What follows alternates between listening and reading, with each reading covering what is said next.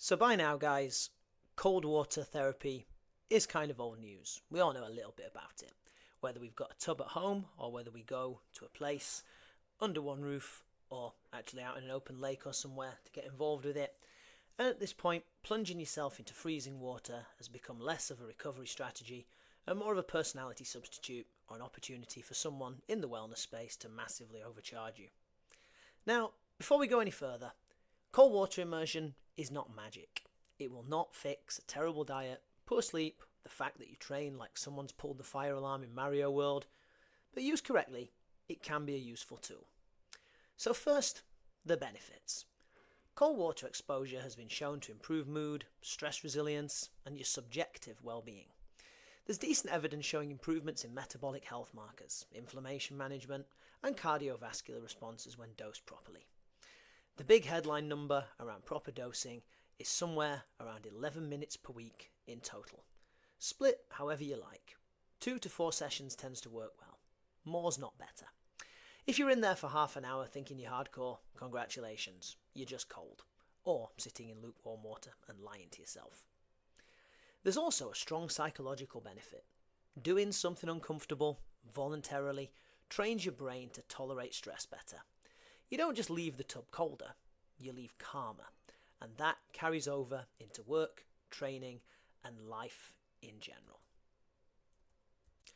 So guys, there's a few do's and don'ts that you might want to be aware of. Don't jump straight in like a lunatic. Ease in, let your breathing settle.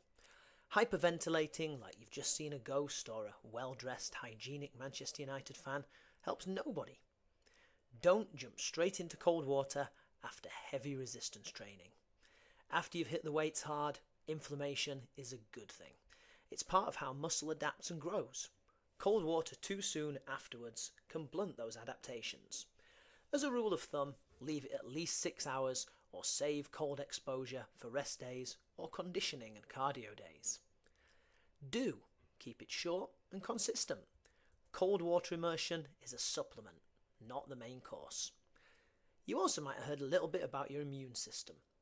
A lot of this interest came from Wim Hof's work, where controlled cold exposure combined with breathing techniques showed improved immune responses and stress hormone regulation.